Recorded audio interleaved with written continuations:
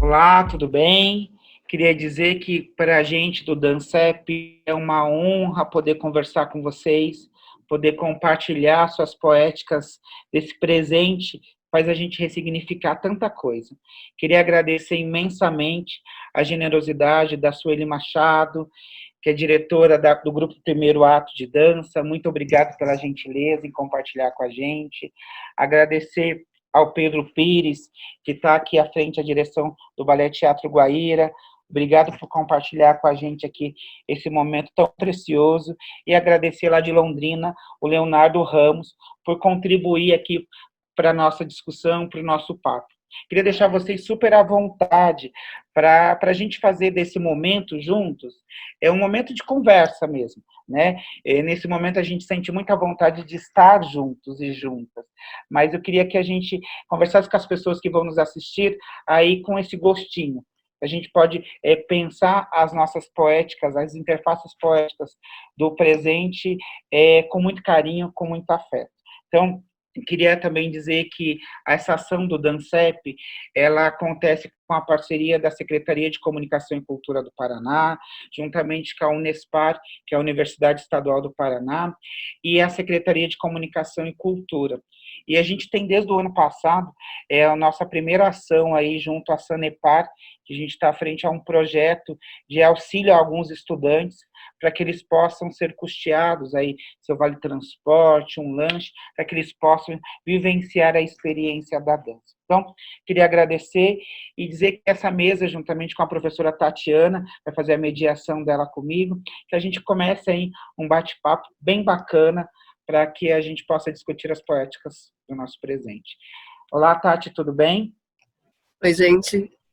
Acho que para nós do DANCEP é um privilégio muito grande poder aproximar pessoas tão importantes, né, na história da dança do Brasil e poder colocá-las em contato com os nossos alunos, né, nesse formato, né, seguro. Apesar de todo o momento que a gente está vivendo, essa experiência do seminário online, ela está sendo bem interessante, importante para a gente dar aos alunos informação, né? Porque a gente aproxima através do conhecimento, né? Então, saber como cada um está trabalhando, como cada lugar, cada estado, cada cidade está lidando com esse contexto, né?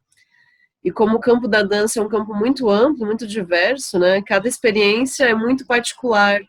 E isso ajuda eles a formar essa concepção, né? Do que é o campo artístico, o que é a nossa realidade em contextos muito diferentes.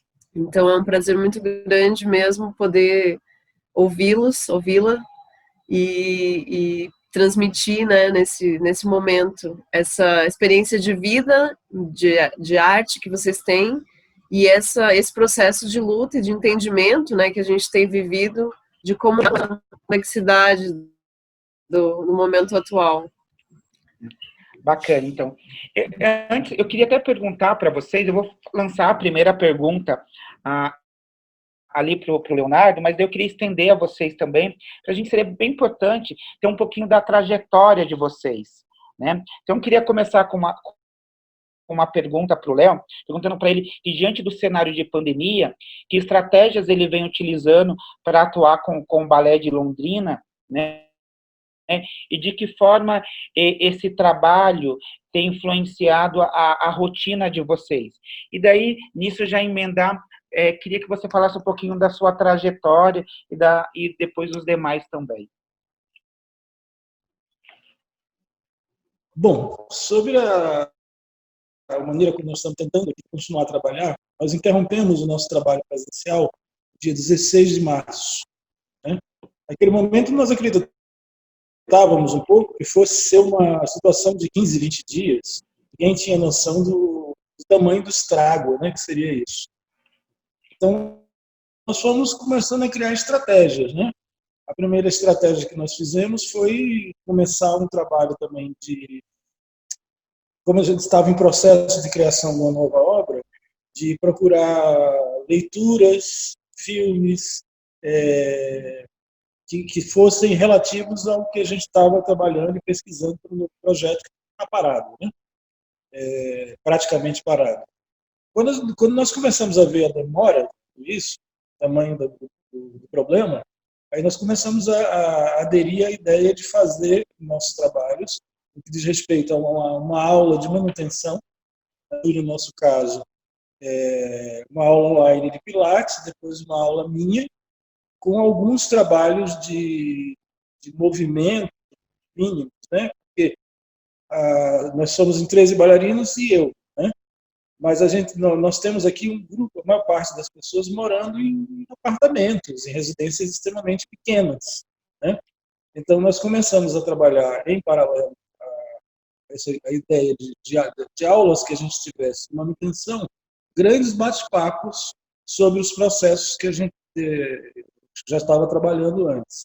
Nós paramos às vésperas, perdão, de uma temporada que seria de 3 semanas, o ateliê de criação coreográfica foi feito pelos bailarinos. Estava tudo pronto, inclusive, a temporada seria aqui na sala, iluminação montada, tudo. Foi uma grande balde de água fria, né? Então, nós estamos nos agrupando dessa maneira. Todas as manhãs, nós temos uma jornada de trabalho semelhante à jornada de trabalho natural da companhia, a partir das 8 horas da manhã, né?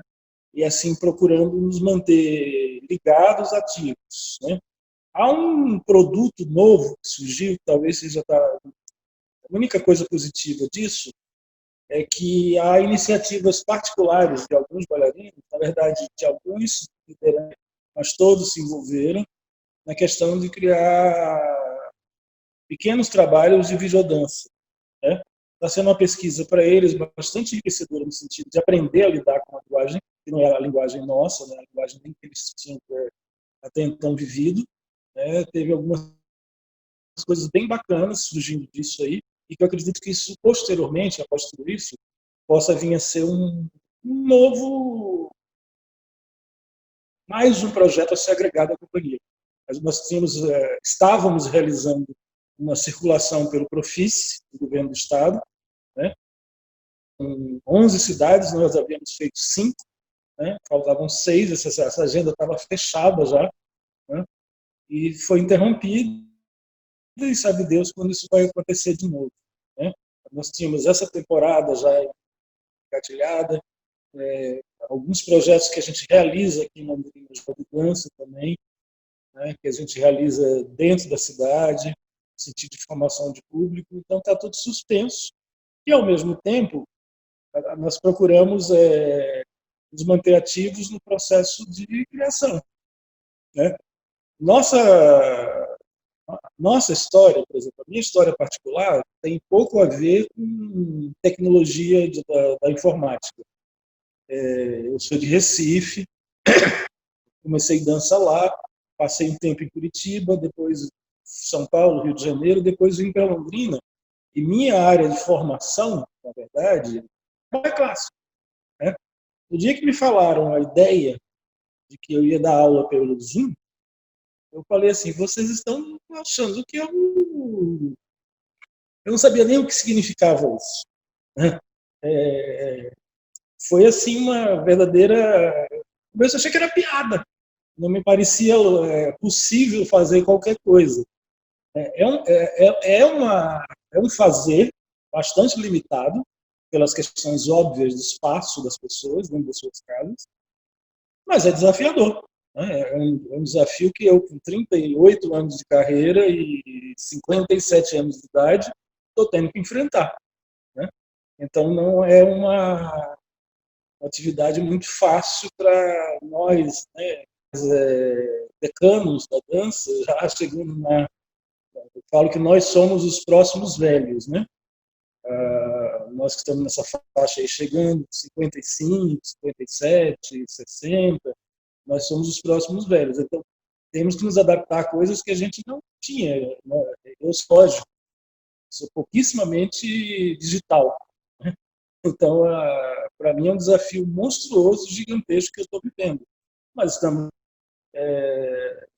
as nossas grandes, temos dificuldades, inclusive financeiras aqui também. A toda a nossa geração de renda de recursos, né? Então, nós temos a prefeitura nos pagando salários e tudo, mas desde a conta de luz, de espaço, tudo, nós estamos com muitas dificuldades também.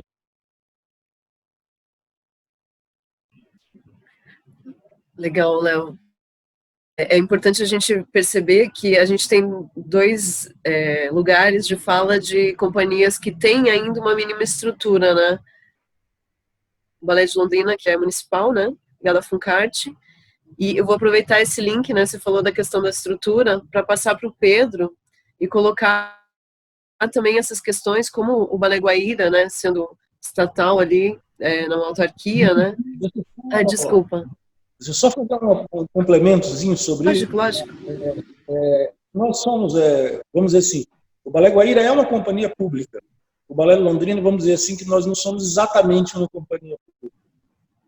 Nós somos uma ONG chamada Funcarte, que não é uma fundação pública, é uma fundação privada de direito público, mas ela produz enquanto ONG.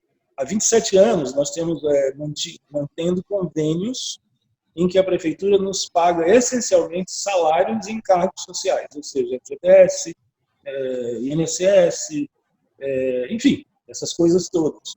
Mas ela tem que, a instituição, que mantém também a escola de dança e a escola de teatro, ela tem que se movimentar para todo o resto das coisas, desde a fitinha do linóleo, da sala e tudo, com recursos próprios, buscados a partir de... Enfim, assim como o Balé Guaíra tem parcerias público-privadas, várias leis de incentivo e tudo. Exato. Né? Então, isso é uma dificuldade grande nesse sentido para a gente, e aí a gente se aproxima tanto do Balé Guaíra quanto do lado da Sueli, enquanto companhia que é privada, vamos dizer assim. Né? A gente está meio que no caminho entre as duas. Sim, é bem importante para os nossos alunos entenderem isso, né? Porque a gente tem muitos alunos que entraram na faculdade de artes, de dança, alguns querem entrar, e aí quando a gente dá esse panorama do trabalho profissional, né, dizendo, olha, é possível sim trabalhar com arte, com dança no Brasil, tem as suas dificuldades, mas é legal entender como que isso funciona. Então, quem paga realmente o salário, quem mantém a estrutura, tem um espaço físico, tem que pagar aluguel, não tem... para a gente, né, público em geral, né, as pessoas têm uma visão muito rasa acerca de como funciona, de fato, o setor da produção cultural, né. É importantíssimo a gente entender isso. E mesmo no Balé Guaíra, né, já há alguns anos também, a gente também tem essa dificuldade, né, a maior parte dos projetos, de fato, realizados, eles acontecem via editais também, né, via parcerias, né, via... projetos escritos com captação de recurso privado, né? Senão também não aconteceria. Por mais que a gente tenha, né, a estrutura do balé, a sala, né, os professores, os funcionários mantidos, também tem essas dificuldades, né, Pedro? Exatamente. E eu queria passar para você agora para falar um pouquinho. O Pedro acabou de chegar, né, praticamente em Curitiba e já foi defrontado com esse desafio gigantesco, Exatamente. né? Queria que você falasse um pouquinho isso para nós, como está sendo. Claro. Bom, gente, só para pegar o gancho aí sobre projetos independentes, né, para companhias que precisam disso, saiu hoje, para quem não sei se vocês já viram, o edital da Funarte para produção de audiovisual. Eu achei bem interessante e acho que é uma saída também, principalmente para as companhias particulares, mas para todos os artistas independentes, né, eu achei bem bacana, eu dei uma lida e achei bem legal. Bom, o Balé Guaíra é uma companhia estatal. Então, a gente tem esse suporte, obviamente, né, que é um excelente suporte, tendo em vista que a gente tem uma superintendência que é muito engajada com a produção cultural e artística da própria cidade e do Estado. Isso é muito bom para nós. Então, o diálogo com o Estado fica mais fácil através da Mônica Richbiter e do Cleverson Cavalheiro, porque são duas pessoas muito, muito ligadas à classe artística curitibana. Isso é muito bom para a gente. Mas, obviamente, como a Tatiana falou, já de tempos para cá, o Balé Guaíra tem produzido através da ABA BTG, que é uma produtora particular, né? Porque realmente o Estado só não dá conta, né, de toda a demanda que a companhia apresenta, porque senão teríamos que trabalhar um terço do que trabalhamos hoje em dia, né? Antes de assumir o Balé Teatro Guaíra, eu fui diretor do Balé de Niterói durante quase 7 anos, e era um pouco parecido com a situação do Léo, era uma companhia municipal, e onde nós tínhamos uma, entre aspas, independência para poder correr atrás de patrocínio, correr atrás dos editais, porque a prefeitura não dava conta, né? Embora nos desse a estrutura lá de salas, de salários dos bailarinos e dos professores e etc. Aqui no Balé Guaíra a estrutura é maior, e tem dois lados, né? Tem o lado bom, porque a gente realmente pode respirar tranquilo, trabalhar em casa, desenvolver projetos em casa, e tem a questão falta de independência, né?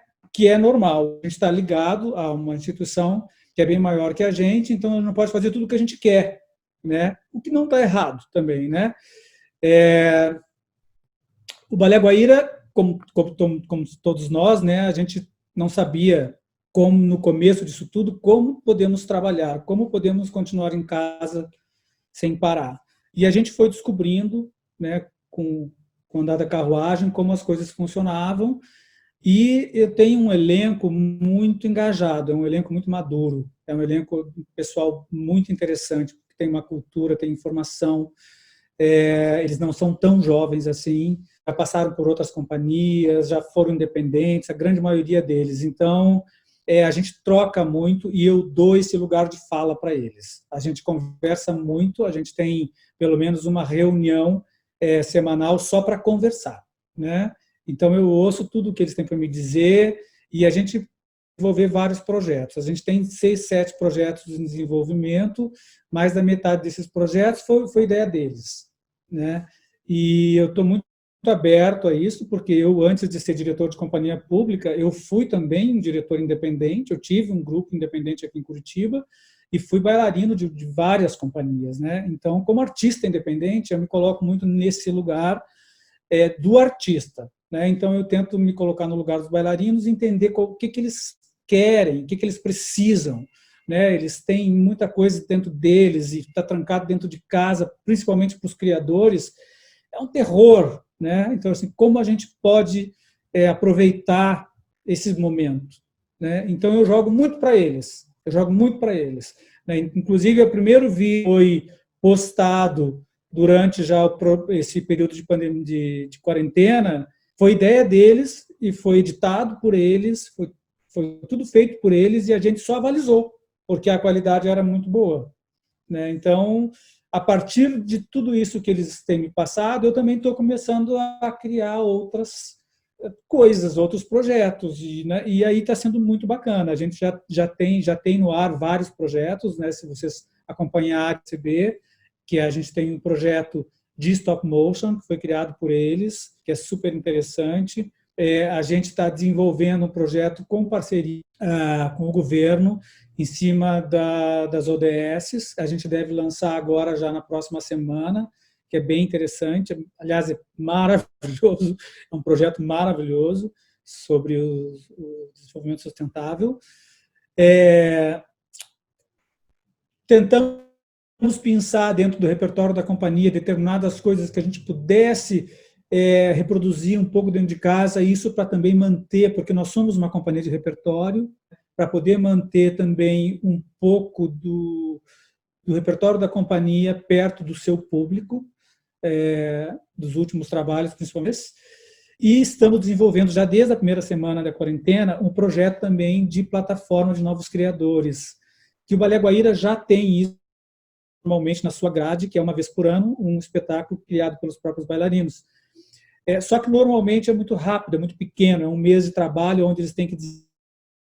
Então, aqui, como a gente tem tempo para caramba para pensar, então eu fiz um desafio para a companhia para que eles pesquisassem mais profundamente temas que fossem pertinentes ao nosso momento e ao interesse deles, para a gente desenvolver um projeto um pouco mais encorpado para um futuro ateliê coreográfico, né, uma futura plataforma, com um pouco de diferença, porque eu quero que esse material que eles estão produzindo, eles possam não ser só dança, né? Que a gente possa, a partir disso, criar uma exposição, primeiramente virtual e depois presencial, com todo o material coletado deles, com toda a pesquisa feita por eles, e aí, em cima disso, apresentar, então, um espetáculo presencial no futuro.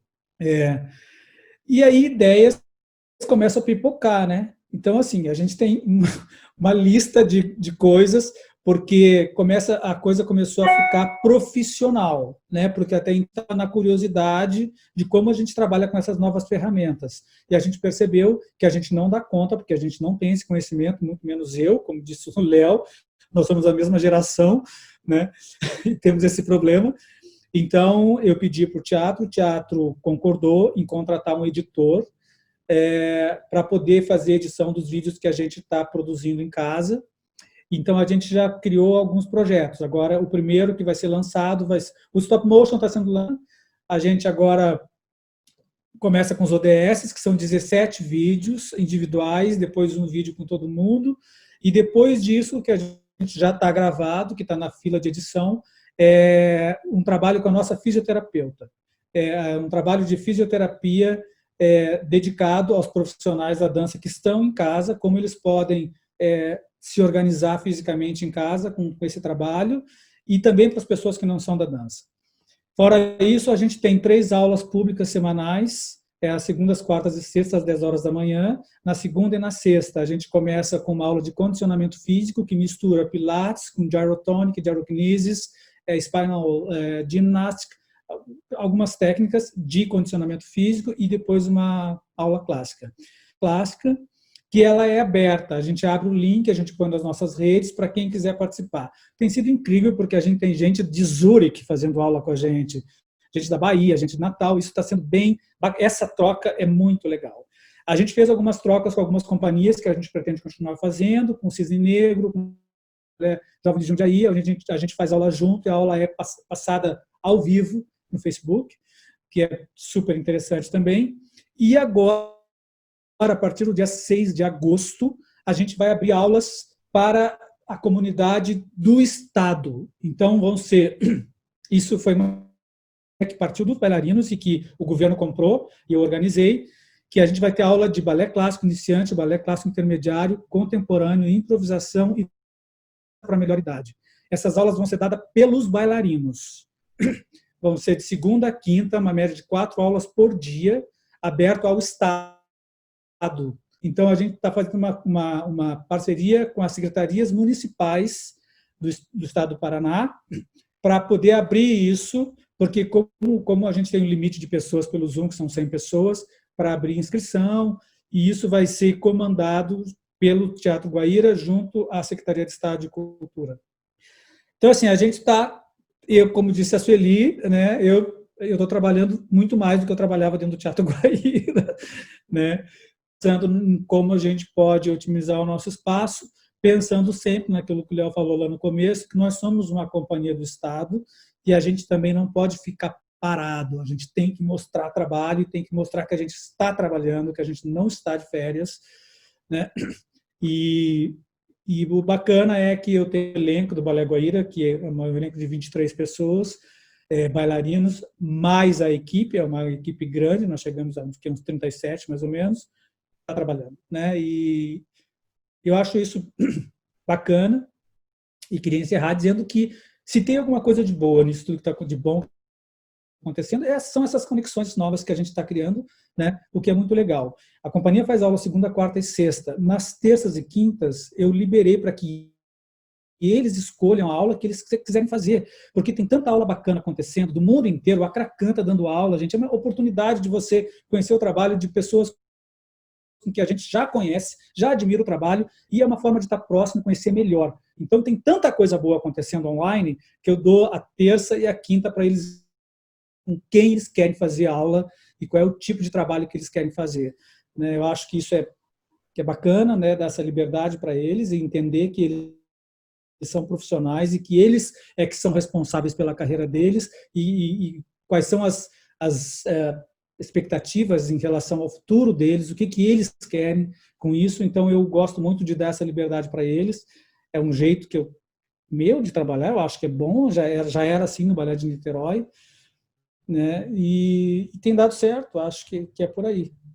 Falando de mim um pouco, bom, eu fui bailarino do Balé Teatro Guaíra por muitos anos, eu sou gaúcho, fiz escola lá, andei por várias companhias, tive o Balé da cidade de São Paulo, Balé de Diadema, fui um dos fundadores, dirigi o Balé de Niterói, um pouco mais de 6, andei aí pelo mundo inteiro e caí aqui hoje no Balé Teatro Guaíra, que é uma espécie de volta para casa. Eu comecei a minha carreira profissional no Balé Guaíra com 19 anos, eu tenho hoje 56, e é interessante esse retorno para casa, acho que faz parte da nossa vida, da nossa existência. Eu nem estava mais morando no Brasil, estava morando nos Estados Unidos, voltei exclusivamente para o Balé Teatro Guaíra, assumi a companhia em outubro do ano passado, e logo depois já começou tudo isso, então esperar passar. Bacana, Pedro, muito legal. E é bacana ver essas. Eu tenho acompanhado as ações que o balé vem desenvolvendo e é muito bom ver a companhia se aproximando das pessoas cada vez mais e se aproximando das pessoas comuns, né? Que nem sempre você. Eu sou do interior, eu sou de Maringá, né? E eu vim para Curitiba com o sonho de dançar no Balé Teatro Guaíra, né? Então esse sonho foi nutrido até o dia que eu cheguei lá e dancei e vi, nossa, existe mais isso, mais isso, mais isso, mais isso, e esse mais da dança foi me encantando cada vez mais. Fico muito feliz em ver o Guaíra se conectando ao Estado como um todo cada vez mais. Eu acho isso muito importante, por ser uma companhia pública, né? E isso eu acho fantástico. É bacana que você também falou da questão do projeto novo da Funarte. Vou até aproveitar, o Fabiano vai estar conosco numa das mesas, no seminário. Até vou pedir para ele falar um pouquinho desse edital aí para a gente, que pode contribuir para outros projetos, outras companhias também. Eu queria passar ali para a Sueli, para ela falar um pouquinho para a gente como que ela está vendo esse cenário, de que forma que o primeiro ato está se organizando, e um pouquinho da sua trajetória também, por gentileza, Sueli. Bom, primeiro, muito obrigada pelo convite. Eu me senti muito honrada de estar entre vocês. Eu acho que todo convite que nesse momento tiver implícito o diálogo e as diferenças, ele vai ser muito bem-vindo para a continuidade da nossa espécie humana, que eu acho que isso faltou na nossa trajetória, tanto artística quanto pessoal. A natureza está nos cobrando o descaso com o olhar para o outro e para o olhar diferente daquilo que a gente pensa.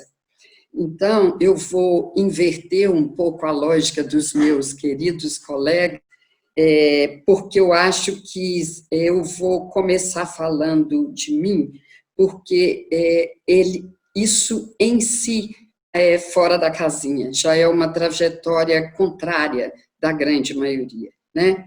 Primeiro, porque eu sou mulher e reúno duas funções, duas não, mais ou menos umas 10, que é uma artista que cria, que faz gestão, que faz a formação, a criação e a fruição e trabalha na área pedagógica. Por quê? Eu comecei pela música aos anos de idade, depois eu fui cantar, depois eu fui ser atleta e a dança só chegou aos 17 anos, certeza absoluta que ela estava harmonizando e reunindo todo esse preparo que eu fiz com a musicalidade, com o diafragma, com a força física. Então, acho que a dança veio formar essa harmonia entre tudo. A primeira aula de dança que eu fiz, a escola do corpo estava abrindo as portas e eu fui, assim, uma das primeiras pessoas a se inscrever. E o dia que eu fiz a minha primeira aula de dança moderna, eu falei, é aqui que eu quero ficar. Aí depois que eu fui buscar a dança clássica e as outras danças que vieram. Então, o que acontece? Na outra contramão, eu criei o primeiro ato com mais 4 bailarinas, que 6 meses depois, quando viram que tinha que gerir, que tinha que tomar conta do só de ser bailarina e dançar, não quiseram, eu fiquei só, até que uma outra amiga nossa que estava estudando fora do Brasil voltou, ela estudava na escola da Pina Bausch, e aí a gente recomeçou juntas. Mas isso porque a gente começou e permanece nos 38 anos do primeiro ato como uma ação continuada, ininterrupta, sem nunca ter recebido nenhum apoio da rede municipal, estadual, somente através da lei federal.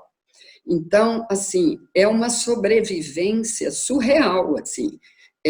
Eu fico vendo os meninos falarem, a alegria que me dá, que existem lugares que alguém paga o salário, ou que paga o espaço, ou que tem uma estrutura. Não existe isso para a gente, nunca existiu. Então, o meu pensamento foi, o desejo de criar o primeiro ato era criar algo com pessoas que viessem de linhas de pensamentos diferentes. Tinha uma que vinha a outra na época do jazz, eu da dança moderna e contemporânea.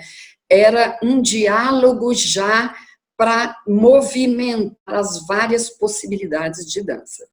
Como na época não existia nem lei Sarney, imagina, isso foi 82, e assim, a gente sabia que nós tínhamos que dar aulas daquilo que a gente conhecia para que a gente pudesse sobreviver.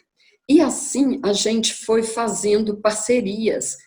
Um amigo, um pai que tinha, sei lá, que podia ser um eletricista ou um encanador, alguma coisa que ajudasse a manter o espaço onde nós fazíamos tudo. Eu era secretária, diretora, fazia tudo. E aí a gente criando a estrutura. Quando, no segundo ano, ou terceiro ano de vida do primeiro ato, a gente, muito loucamente, resolveu chamar Bettina Bellon, que foi nossa grande mestra durante 20 e tantos anos, para dar aula de clássico para nós. Só que ela era caríssima. Com um ano a gente faliu, praticamente, porque o que a gente ganhava era para pagar ela. E a gente descobriu que nós tínhamos que baixar a bola, voltar um pouquinho para trás e trabalhar ali entre nós até a gente ter uma estrutura para seguir. Bom, isso daí, mais ou menos uns 10 anos depois, nós fomos patrocinados pelo Banco Rural, um patrocínio através, a princípio, da Lei Sarney, depois Lei Rouanet, e esse patrocínio durou em torno de 14 anos, que nos deu a estrutura.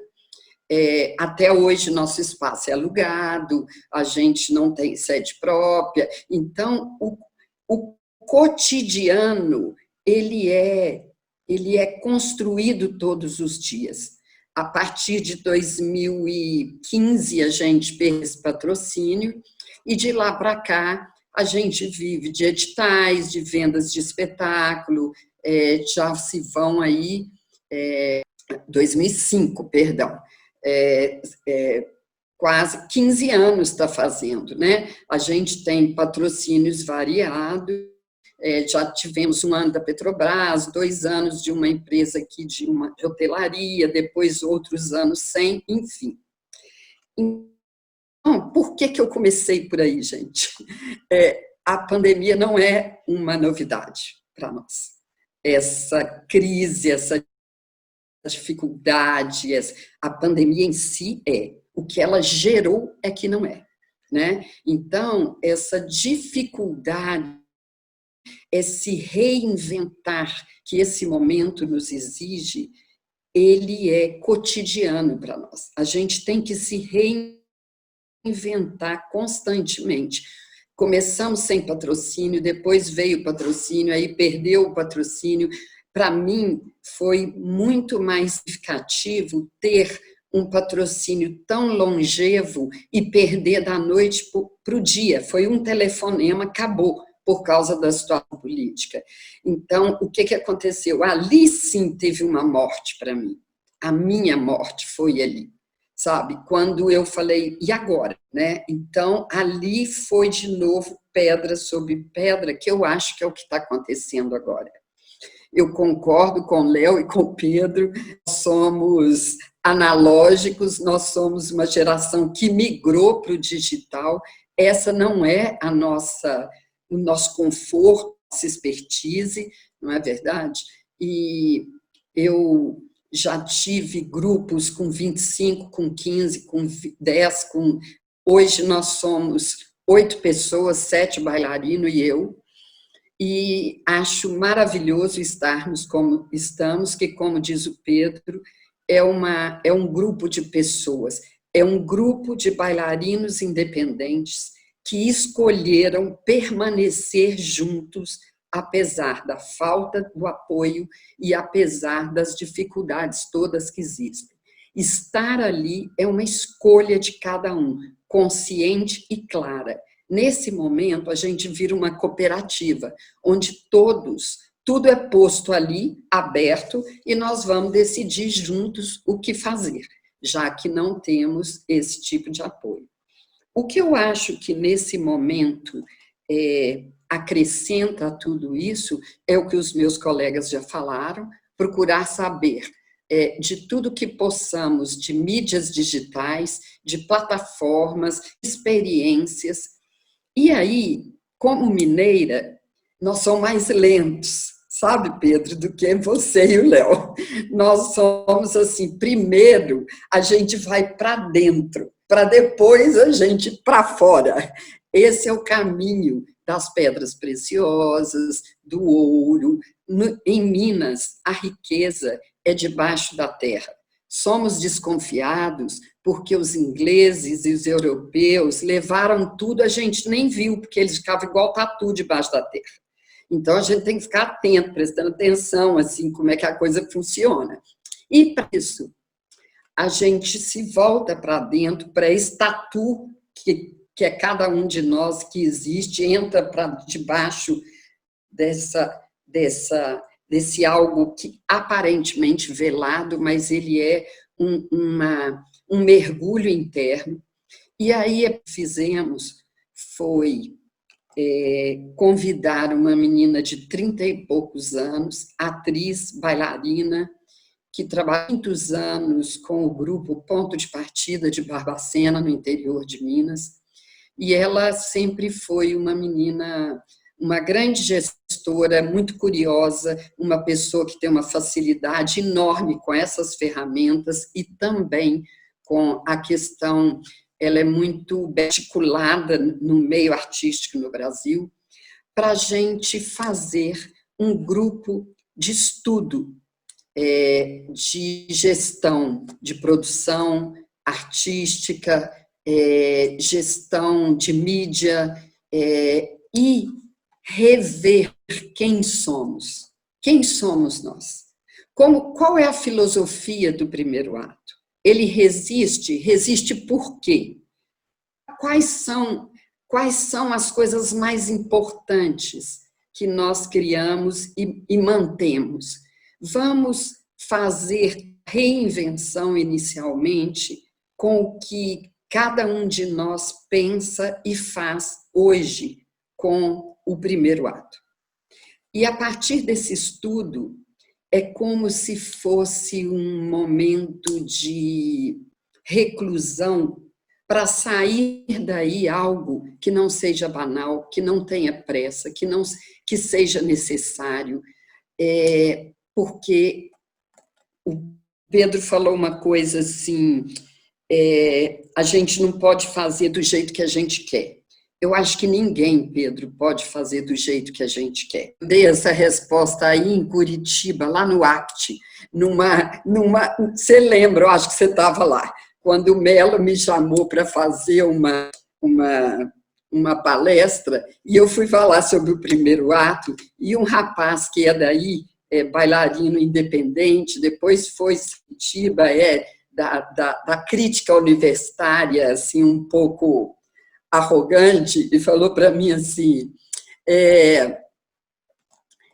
não são todas, tá, que são arrogantes, por favor. Ele falou assim, eu duvido que você tenha uma relação de conversa e de abertura com os bailarinos que dançam com você. Isso é papo de diretor. Eu não trabalho em companhia porque eu quero fazer o que eu quero, na hora que eu quero, do jeito que eu quero. E aí eu falei, olha, o Melo ficou assim, Nena, todo mundo parou, e eu falei, olha, deixa eu te falar, seu problema não é comigo, seu problema é com a sua mãe, porque aos 5 anos eu sabia que eu não podia fazer o que eu quero, na hora que eu quero, do jeito que eu quero. Então, o seu problema é um problema de autoridade e que eu não posso resolver.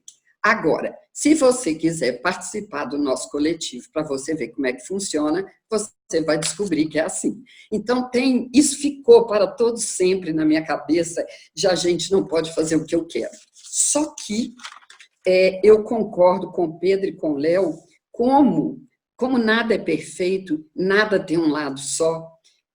Se a gente não tem o salário, não tem estrutura, não tem isso ou aquilo, a gente não precisa fazer o relatório diário, Léo, do que a gente está fazendo, né? Porque a sobrevivência nossa é nossa mesmo.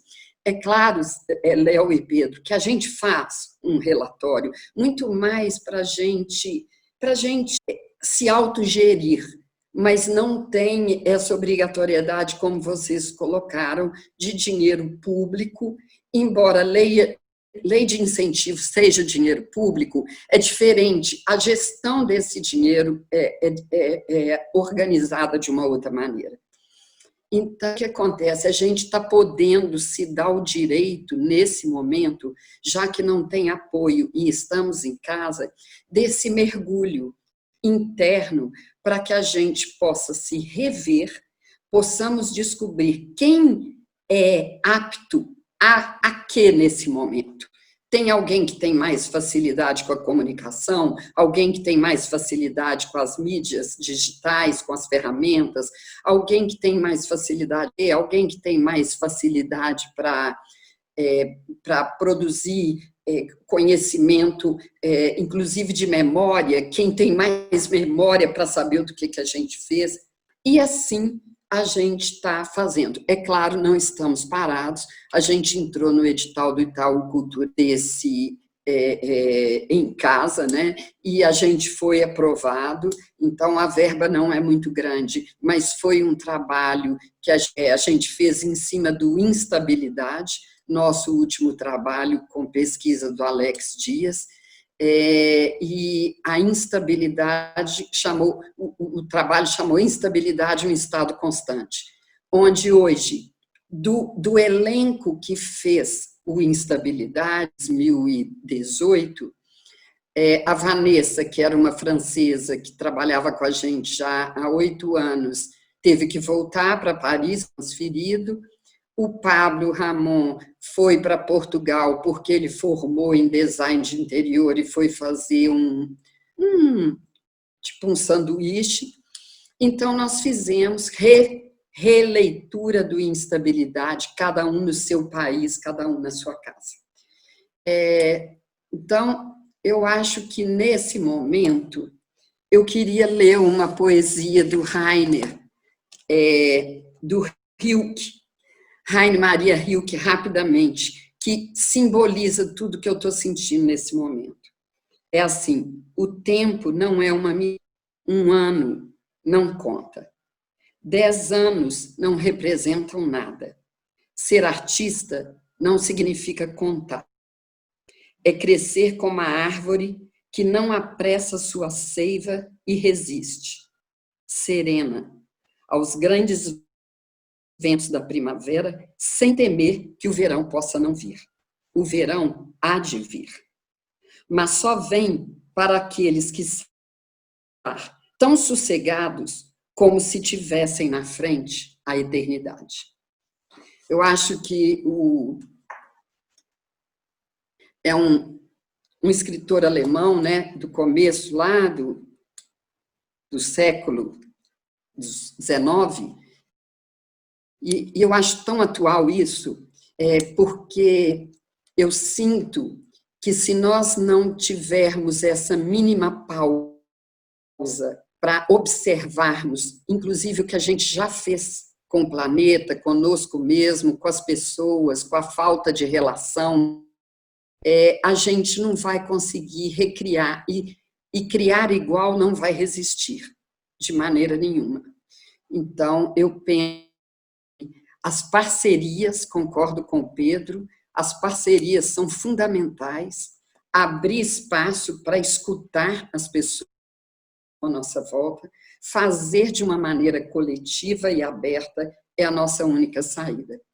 E só para dizer para o Fernando que Os Olhos na Alma e na Carne foi uma parceria minha com o Tuca Pinheiro, que foi bailarino do Guaíra há muitos anos, e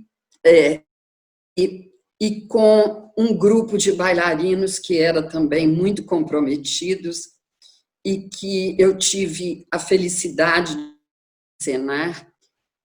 E eu acho que o primeiro ato só resistiu porque esse formato que a gente está vendo agora, que o Pedro está fazendo, que o Léo está fazendo, é o formato da nossa filosofia e da nossa missão. A gente começou com a ação em roda. O que vamos fazer e para onde vamos? Bom, eu queria lembrar também a grande influência que o primeiro ato teve na minha vida, que quando eu saí do Balé Guaíra, porque eu sempre fui um bailarino muito inquieto, assim, né? Batia muito de frente, com as coisas que eu achava que estava errado, pra caramba, assim. Então eu rodei muitos lugares para ver, e eu tive lá no primeiro ato, fazendo aula, acompanhando o trabalho da companhia, mas um trabalho que me marcou como artista contemporâneo foi, que eu nunca vou esquecer, está na minha lista dos meus 10 preferidos da minha vida, é o Carne Viva. Ai, que maravilha! E é um dos melhores espetáculos que eu vi em toda a minha vida. Eu amo de paixão, porque mudou muito minha concepção. Eu era muito jovem, né? E eu via a dança de outro jeito através desse espetáculo. E como vocês foram muito, o primeiro ato foi muito importante na minha vida em função muito disso, né? Eu acho, Pedro, que esse olhar para o outro e para essa troca, isso que você está fazendo, bailarinos, e ao mesmo tempo disponibilizar o contato com o mundo todo, eu sinto que é isso que nos alimenta, sabe? Eu comecei a dirigir um grupo, eu tinha 27 anos, meu Deus, a média de idade era assim, 17, 19, assim, minto, a média de idade era 16 anos. Depois eu fui vendo a maravilha com bailarinos maduros e o tanto que essa troca aumenta com essa maturidade, né? Então, eu brinco com eles que eu gosto de bailar, e para mim começa a ficar bom depois dos 30. Antes dos 30 ainda tem aquela saber demais. Então, hoje eu vejo isso claro que eu tenho bailarinos que trabalham comigo com várias idades, mas não tem muito, não, mas a gente tem que ter o que falar, tem que ter o que dizer, tem que ter bagagem. Se você não tiver bagagem, você vai criar o quê? Não é? Exatamente. E essa bagagem vem com o tempo, né, Sueli? Eu acho que o tempo, e principalmente nesse momento que estamos todos nós, então vou pegar essa tua fala desse jeito mineiro, de tentando caminhar para dentro, para tentar se entender. Eu acho que o tempo ele é fundamental. E uma coisa que, assim como o Pedro falou dessa questão da apreciação estética, a partir do momento que você se depara com uma obra e ela te toca de alguma forma, que ela faz a sua trajetória pessoal mudar. Quando você fala do espetáculo, que para mim foi assim, a alma mesmo, que eu posso dizer que a experiência que eu tive, né, com um beijo nos olhos, na alma e na carne, mudou a minha vida. Hoje eu me identifico como professor, como um gestor cultural e como um artista, porque o impacto dessa obra foi tão grande que eu era um moleque, e eu lembro que isso para mim ficou muito forte, tanto que você falou da importância do olhar para o outro, mas eu diria que para mim, o que foi mais importante naquele momento que você não só parou para me olhar, mas eu me senti sendo olhado por você, eu me senti sendo ouvido por você, de tal forma a minha vida que estou hoje à frente de um projeto de dança que procura cada vez mais olhar para as pessoas, cada vez mais escutar as pessoas e cada vez mais estar do lado, porque estar do lado é estar junto também. E a gente tenta produzir isso lá na nossa família Dancep. E eu ouvi a fala de todos vocês que a cada dia no seu cotidiano, vai plantando, né? Vai esperando, vai lidando com o tempo, vai conectando as pessoas. Eu acho assim, muito mágico. Me emociona até de estar aqui com vocês, com tamanha experiência de vocês, por mais que vocês disseram que são analógicos, e eu me coloco aí numa ação no qual eu me vejo como vocês, para mim, são transitórios digitais, e ao mesmo tempo são gestores e criadores à frente dos seus próprios tempos, né? Eu acho isso uma contradição muito fantástica, né, que nos conecta e que nos move para frente. E eu fiquei pensando, como que vocês acham, gente, que vai ser o sabor do afeto, o sabor do toque, o sabor do abraço, quando as pessoas puderem sair de suas casas? Como que vocês acham que as produções que direções elas vão caminhar para poder dialogar aí com a humanidade, pensar na relação de afeto, do lugar do outro e da sensibilidade? Bom, eu acho que o primeiro momento que a gente tem que ver é que a volta a essa nova normalidade ela vai ser muito lenta, né? Eu acho que nós vamos ter que ter uma grande paciência diz respeito, por exemplo, eu vi hoje, antes de eu começar a trabalhar, a professora de Pilates falou uma coisa que, olha, vocês flanem o cotovelo como se fossem dar um abraço em alguém. E eu estava só assistindo a aula, esperando o meu horário de entrar. Aí eu fiquei pensando, mas será que alguém dá como se abraça alguém? Será que depois de tudo isso, nós vamos ter no cotidiano, no dia a dia, os 2 beijos daqui do Paraná, os 3 do Rio de Janeiro, não sei de onde, né? Então, acho que talvez uma das coisas importantes da questão da arte seja propor algo de construção de uma nova, a partir da fantasia, a partir da imaginação, a partir daquilo que não é ponderável, não é tão preso ao dia a dia, conseguir construir algo que, inclusive, como a Sueli falou, que a gente consiga avaliar um pouco a culpa que nós temos em tudo isso. O espetáculo que a gente estava viajando chama-se Oração pelo Fim do Mundo. Foi um espetáculo que eu criei justamente porque o espetáculo é exatamente o que diz o título. É uma oração para que o mundo acabe, né? Qual não foi a minha surpresa? Que, na verdade, eu acho que o mundo acabou, né? Aquele mundo antes de tudo isso começar, ele, de certa forma, acabou. O que eu não vejo com muita esperança é que seja um mundo novo e admirável, né? É provável que o ser humano, ele não tem muito a capacidade de construir. Claro, existem pessoas que construíram coisas boas para a humanidade, mas a gente tem sempre uma questão muito difícil. Então, eu acho que é uma frase que fala assim: o que a realidade seria se a arte não o fosse? Né? Eu acredito que se nós não assumirmos o tempo todo a relação de construção É uma obrigação, né? Eu não tenho muita esperança mais. Eu acho que a gente vive até uma ciranda que nos leva sempre ao mesmo ponto, a mesma questão de um ser humano que, na verdade, sempre nos leva para o mesmo buraco, né? Vendo a fala da Sueli sobre o passado do primeiro ato, eu gosto também de tudo que a gente viveu aqui. Esse espaço que a gente trabalha, isso aqui era um costume. Quando eu cheguei aqui, isso aqui estava abandonado e as primeiras semanas eu ficava com cheiro de gordura, que a gente estava tirando os telhas, lavando.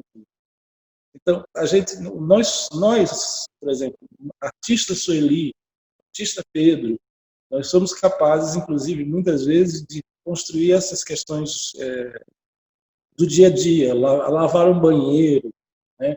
Aprender a usar o Zoom, né? Aqui nós temos uma sorte muito grande de ter uma companhia de dança integrada a uma escola de dança, né?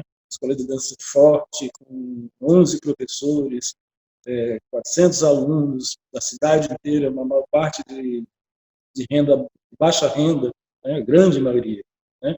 Então, eu tenho 27 anos aqui nesse trabalho, né? Como a Sueli falou, eu também comecei até na última vez que me encontrei com o Pedro, eu estava conversando com o Jura. O Jurandir tinha acabado de parar de dançar.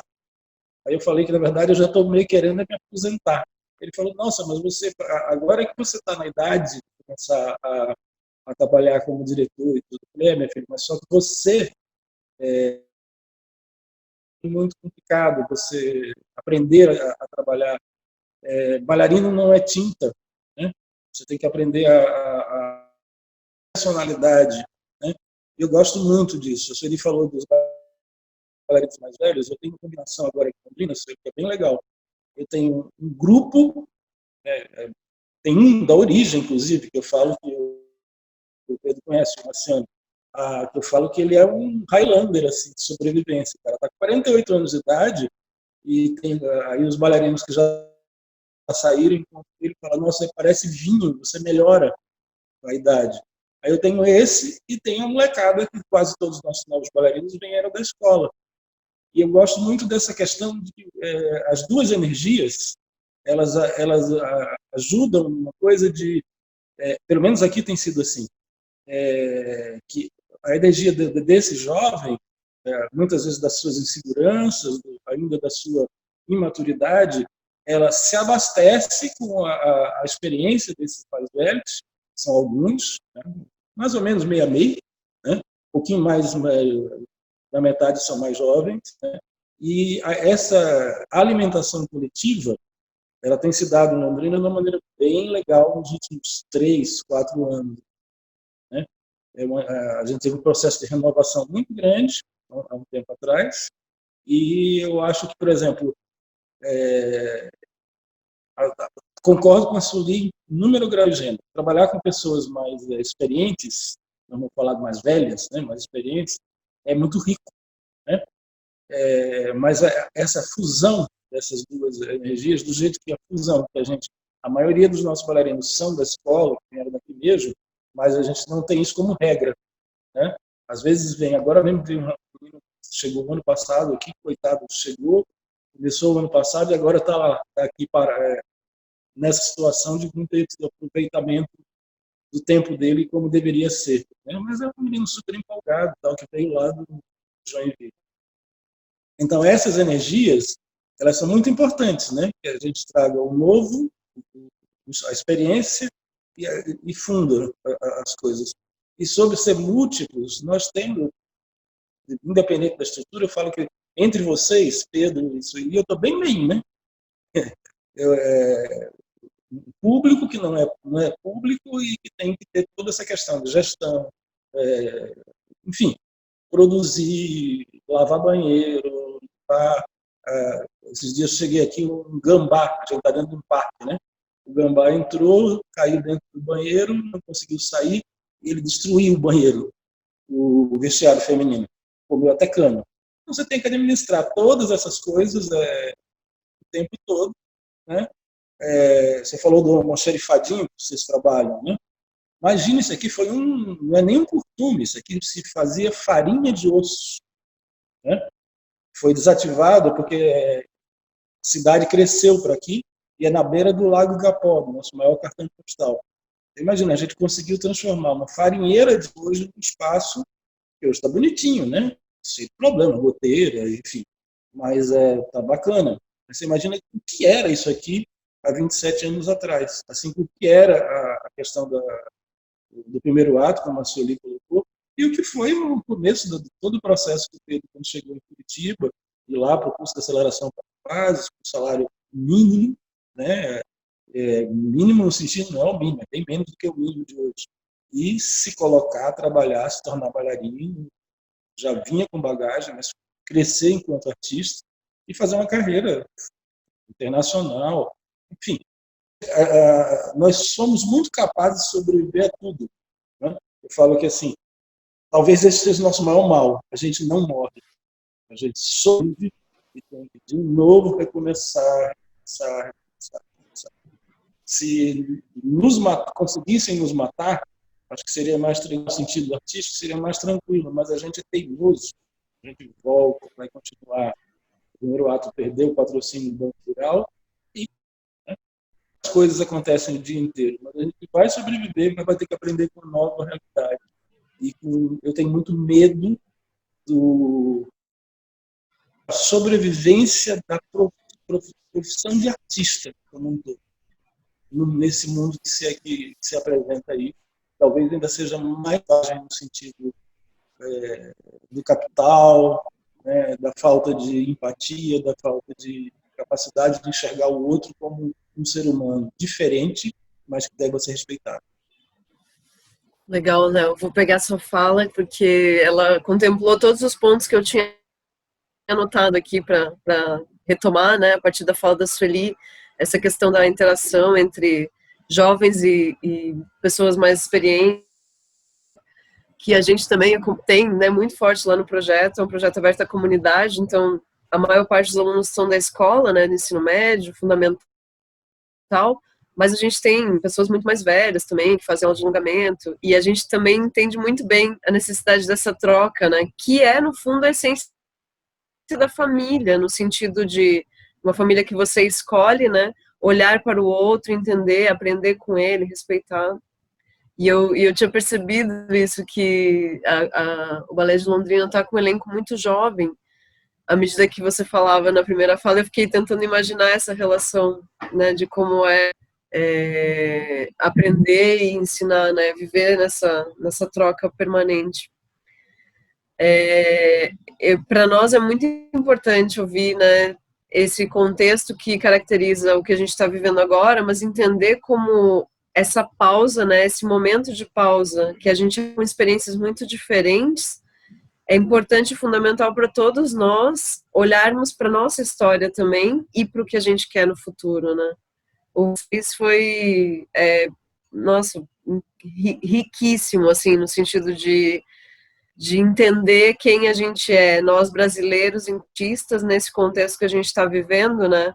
O quanto faz parte da nossa história, o quanto a gente é forte, né?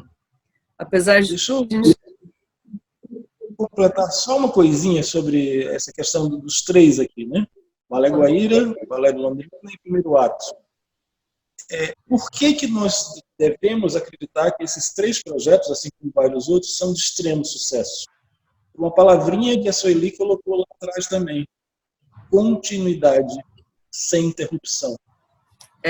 Só foi possível existir o Balé Guaíra, o Balé de Londrina e o Primeiro Ato porque nós, né, artistas, o Pedro agora, os outros diretores anteriores do Balé Guaíra, conseguiu não interromper. Outra palavra, né? Perfeito.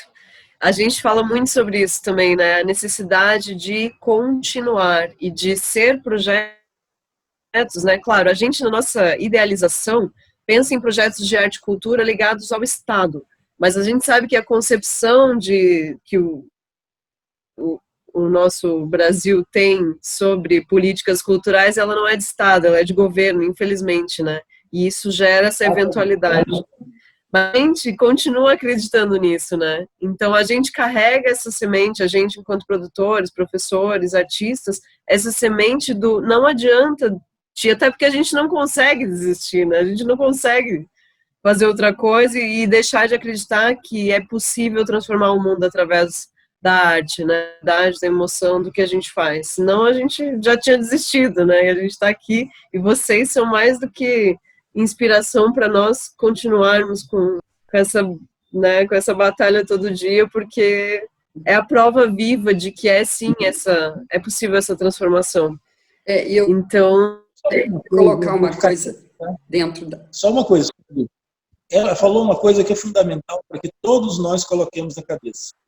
Ou nós vamos lutar coletivamente, não só os bailarinos, não só as pessoas da dança, mas de toda a arte, por uma política pública. Enquanto nós vamos vivermos políticas de governo, nós vamos assistir o fantástico projeto lá do Juca Ferreira demolido em seguida, né? Então, nós precisamos urgentemente arranjar modos de interferir politicamente para a criação de uma política pública de cultura, perene. Eu vou ter que colocar o celular no carregador, tá, gente? Mas eu estou aqui. Não, pode falar, Pedro. Pode Não, falar. eu só queria pegar o gancho do Léo aqui para fazer políticas públicas. Existem 2 fóruns acontecendo nesse momento bem grandes. Um deles chama Teatro e Orquestras BR, que começou através... Quem criou esse fórum foi o André Heller, que é o diretor artístico do Teatro Municipal do Rio de Janeiro, e isso englobou toda a classe de música, ópera e dança, e aí se percebeu, no meio dessa discussão toda, que é uma discussão gigante, com muita gente do Brasil inteiro, e de fora do Brasil também, brasileiros que atuam fora do Brasil, chegou-se à conclusão que precisava se criar um fórum de dança por causa da representatividade da dança dentro desse fórum, que era sempre a menor. Então, só para vocês souberem, e se vocês quiserem, estiverem interessados, existe um Fórum BR Ópera, Dança e Música, que está acontecendo, que já está acontecendo, que foi uma perna desse fórum maior que se criou. A gente tem uma reunião semanal às sextas-feiras, normalmente às 6h da tarde. Está a Ana Botafogo lá, está a diretora do Grupo Raça, está o Hélio Bejani, diretor do Balé do Teatro Municipal, estou eu, está o Mário Nascimento, tem gente bem bacana da dança profissional brasileira e de todos os setores, tá? De companhias particulares, companhias públicas, produtores, e agora a gente pediu para que tivesse 1 ou 2 bailarinos de cada companhia que quisessem entrar. Então, só para falar que está existindo, e a discussão é sobre políticas públicas direcionadas à dança. É a discussão desse fórum. Se vocês quiserem, eu vou a todos para que vocês sejam convidados para entrar nesse fórum. Eu acho que seria bem interessante vocês falarem sobre tudo que vocês têm para falar, tudo isso que eu estou ouvindo que vocês estão falando aqui. Eu acho que é super importante, pode contribuir muito para o grupo, que ele está se fortalecendo, e a gente fez lá, gente. Ótimo. Eu gostaria, Pedro, se você pudesse fazer essa indicação, me interessaria muito. Vou fazer depois daqui já faço. Eu gostaria. Só pegando a fala sua e do Léo, acho assim, Léo, a pergunta do Fernando, que é muito boa, sobre o abraço, né, sobre como que vai depois. Eu sou uma eterna otimista, gente. E vou te falar por quê, Léo. Porque o cinema não vive sem arte. Ninguém vive sem arte, mesmo que não saiba. Então, vou te dar um exemplo. Uma pessoa, qualquer um de nós, quando tira férias ou viaja, ela precisa de ver algo belo, vai ver ou um museu, ou mesmo que for para uma praia, que seja. a natureza está ali para você contemplar. Ninguém vive sem livro, sem disco, sem uma poesia, sem admirar essa beleza da natureza que a praia nos traz, né, também, ou as montanhas. Eu vivo nas montanhas, eu posso dizer isso, um pôr do sol que é admirado. Ninguém vive sem arte. As pessoas no final de semana, mesmo as que ficam em casa vendo série, filmes, seja o que for, a arte está ali, né? Isso foi até usado no começo do isolamento social. Ah, você está em casa, é para aquela questão dos artistas, né? Que politicamente. Então, eu fico pensando que é uma oportunidade para nós de começar de novo e ficarmos jovens no nosso não saber. Todos nós somos crianças para aquilo que a gente não sabe. A gente fica com vergonha de falar inicialmente, a gente teme dar fora, a gente não sabe mexer nas ferramentas, a gente se sente fragilizado e inseguro, se sente burro, se sente inadequado. A criança se sente assim, por isso que ela observa muito. Então, todos nós somos crianças para aquilo que a gente não conhece, mas a oportunidade de ser criança nesse momento, de ser jovem nesse momento, de fazer pergunta inadequada, de errar, de falar que não sabe. Eu acho que a primeira condição do conhecimento é admitir que você não sabe. Você lidar com aquilo que você não conhece de uma forma de levantar o dedo, não estou entendendo nada que você está falando. Quando o Pedro fala isso, em BH, Pedro, nós temos o Fórum da Dança de BH. Esse fórum, que veio muito antes desse isolamento social, foi desde 2014. Esse fórum conquistou uma pessoa de dança na cadeira do Conselho Municipal de Cultura, que nunca houve, que é o Tuca, inclusive, conquistou uma pessoa, que é a Regina Amaral, dentro do CONSEC, que escolhe os projetos que vão acontecer. A gente aprovou o Centro de Referência da Dança Municipal, a gente conquistou uma série de privilégios e talvez de legitimação do nosso trabalho através desse grupo aberto. Criamos um de WhatsApp e entra quem quiser e dividimos em grupos de trabalho. GT de comunicação, GT de memória, e assim foi. Então, o que eu sinto isso? Eu percebo que mais uma vez, chamar essas pessoas da periferia de BH, jovens que estão começando agora para trazer as suas opiniões para esse fórum, tem sido maravilhoso, por isso que me interessou tanto estar presente nesse fórum. E por que ninguém vive sem arte, Léo? Eu acho que ninguém vive sem abraço, ninguém vive sem colo, ninguém vive sem o olhar do colo. Mesmo que você não esteja abraçando presencialmente agora, a gente está se abraçando aqui nesse momento. Olha que lindo, olha que coisa boa eu poder estar te vendo no seu lugar, do seu jeito, e todos nós aqui. Não tem como, a gente não vai viver sem o abraço. A primeira coisa que a gente vai fazer é se abraçar.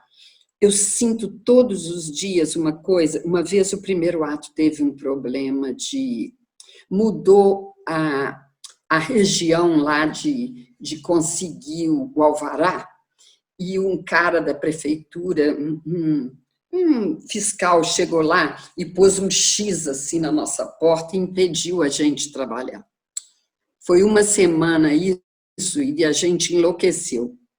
Nesse dia, eu nunca mais entrei no primeiro ato sem agradecer que a porta tivesse aberta. porque não bastava o meu desejo de fazer alguma coisa e a minha vontade de compartilhar. Se a porta tivesse fechada, eu nunca ia poder fazer isso. Então, mais uma vez, eu estou tendo a oportunidade de sentir falta da minha porta aberta. Dessa vez, porque não estamos podendo estar juntos. Então, eu duvido, sabe, que a gente não vai querer isso novamente. Agora, eu concordo com você, Léo, que não vai ser todo mundo. Basta dizer que mal abriu, tem gente lá fazendo fila, shopping oi, nas doideiras, assim. Tem gente para tudo. Eu acho que são escolhas e não cabe a gente dizer quais são melhores ou piores. Eu só acho que nossa capacidade de se reinventar, de nos unirmos para conversarmos, para estarmos e de trabalharmos na formação, eu acho que o que nos salva, todos nós aqui, trabalhamos na criação e na formação. Nós temos escola e profissionais. E isso, um é o futuro do outro. E se os estudantes têm nos nossos profissionais algo para querer ir para aquele lugar, os profissionais têm os estudantes como memória, para nos lembrar que a gente não sabe tudo, que tem coisas para a gente lembrar como é que a gente era, né, Pedro? Eu era igual você, petulante, aquela bailarina chata que estava toda hora questionando as coisas e tal, que a gente lembre disso, para a gente aguentar os petulantes, para a gente ter paciência com essas né, esse começo do conhecimento, que a gente sabe que uma parte do conhecimento é bagagem, é experiência, a outra é curiosidade, é valentia mesmo, é achar que sabe tudo, que bom, né?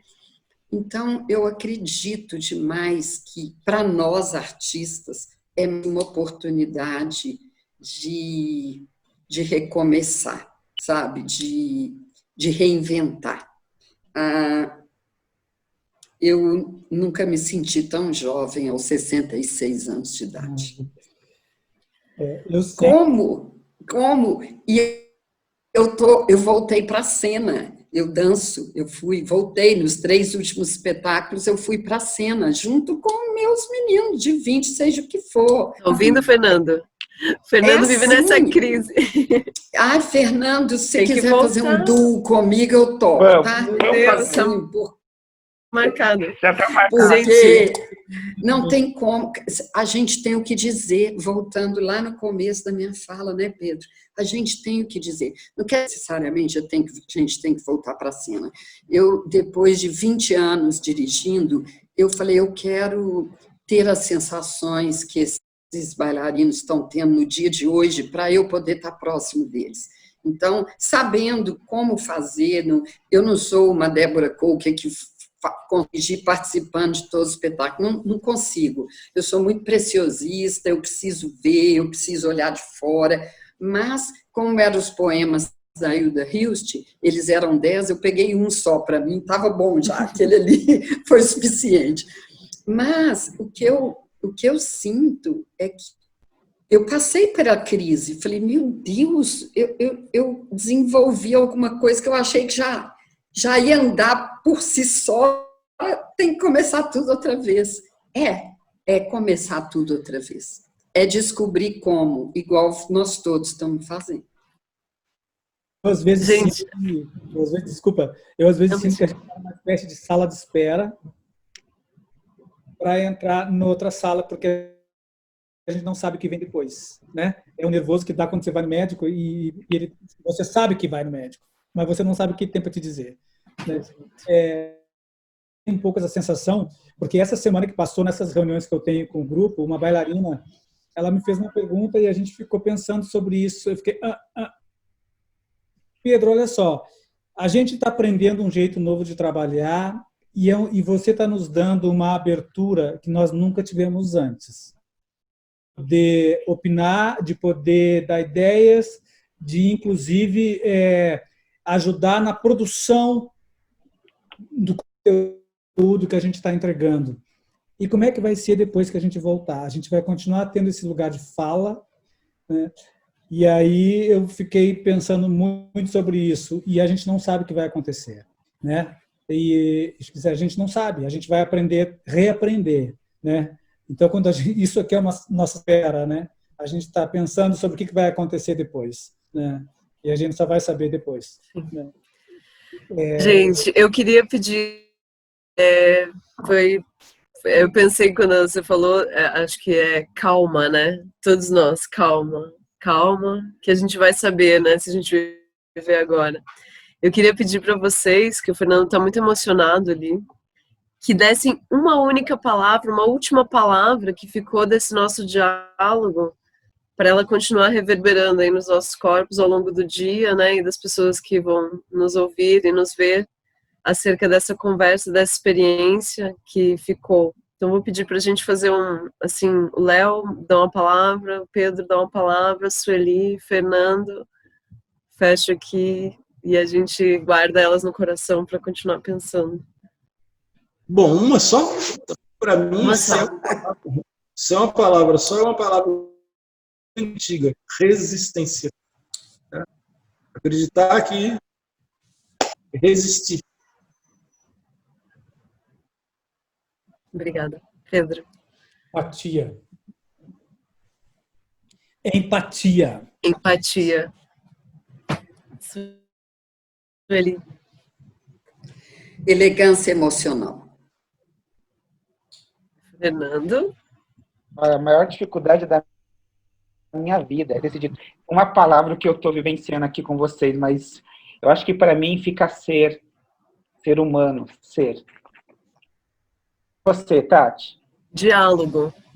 Diálogo democrático na sua maior potencialidade, que é escutar o outro, entender que a experiência do outro é diferente, mas isso é um diálogo honesto, real, né, em que você realmente escuta, ouve, coloca a tua experiência ao ouvido também. Acho que é o que a gente mais precisa nesse momento, aprender para estar juntos. Gente, eu queria aproveitar e agradecer mais uma vez, né, que essa oportunidade que a gente teve hoje, desse encontro, que ele possa ser só o começo de novos encontros, né, que a gente possa, assim que passar tudo isso, a gente sentir o cheiro do outro, o olhar mais próximo do outro e o abraço, Sueli, que assim como você, eu não vivo sem abraço. Às vezes eu brinco lá com a criançada, eu falo assim, isso vai me custar pelo menos 3 abraços, e eu preciso disso, mas é um ganho muito grande. E eu queria lembrar, o Leminski, ele nos traz uma reflexão que eu acho que tem tudo a ver com o que vocês falaram, que ele fala que isso de ser exatamente do jeito que a gente ainda vai nos levar além. E eu acho que isso, jeito de ser de cada um de vocês, nos faz ver a importância e sentir a importância de ser humanos, de ser artista, de ser gestores, diretores e ser gente a cada dia. Então, a única sensação que eu tenho nesse momento é de gratidão pelo tempo de vocês, pela disponibilidade, e dizer que eu não tenho nem o que falar, eu só tenho que agradecer. Muito obrigado. Muito obrigada, gente. Obrigado, muito. Obrigado. O Tiago, que aparece aí, Tiago, que está por trás com a gente. Léo, muito obrigado pela gentileza. Pedro, a você que está aqui pertinho, assim que a gente puder, te convido. E convido você também, venham aqui para. Quando vim para Curitiba, já fica aqui em casa. Assim, já vou, Fernando, prepara aí que eu vou ficar aí na sua casa. Venha que serão recebidos com o maior carinho, tá? Obrigado. Também, só tem cachorro, hein? Pai, eu adoro. Mas tem que gostar de cachorro, porque eu tenho 4 e 2 gatas, tudo de que ótimo. Mais uma vez, assim, Sueli, toda vez que eu tenho a oportunidade do encontro com você, eu brinco que você sempre me dá anos-luz para frente. Que ótimo! Que a sua sensibilidade transpassa, assim. Muito obrigado. Agradecer ao Tiago, que fez essa ponte aí com a gente. E a gente, cada vez que eu vou entrar numa escola, eu acho que eu não tenho como pensar a dança sem pensar na escola pública. E tudo que o meu ser, fazer para que a escola pública tenha voz e que ela tenha dança, não na sua grade curricular, mas ela tem a dança enquanto movimento, que contribui na formação das pessoas, eu vou procurar fazer, eu acho que até o último suspiro da minha vida, porque isso me faz ser gente, faz conectar-se às pessoas, a olhar cada vez mais. Então, muito obrigado pela gentileza de vocês, obrigado pela força, e que a gente possa cada vez se olhar, se abraçar. Pedro. Eu só quero pedir autorização para vocês, e vou pedir para o Fernando passar o WhatsApp pessoal de vocês, para eu poder indicar no fórum. Claro, ok? Claro. Caminho, sim. Vocês aceitam? Tá bom? Sim. Tá bom? E só para dizer para a Tatiana, para mim, a elegância emocional é a primeira condição do diálogo. A gente não tomar tudo para o pessoal e aprender a escutar, só respeitando que aquela é a opinião de uma outra pessoa. Por isso, a minha palavra foi essa. Queria agradecer demais, muita saudade de estar em Curitiba. Eu fiquei 8 anos, graças a Nena Inoue e ao Melo, trabalhando no ACT. Eu sou apaixonada com a cidade e eu tenho a honra e o privilégio de ter a Lica como minha secretária hoje, que foi a secretária deles lá no Ateliê de Criação Teatral, que foi uma escola para mim. Vocês têm um lugar muito especial. Muito obrigada por tudo. Só, Fernando, para te falar que eu tenho um projeto há 22 anos numa escola pública, e isso é merecedor de cuidado. Muito obrigada pela experiência de vocês, obrigada, Tiago, todos vocês. Obrigada, Obrigado, gente. gente. Muito obrigado. Obrigado, gratidão.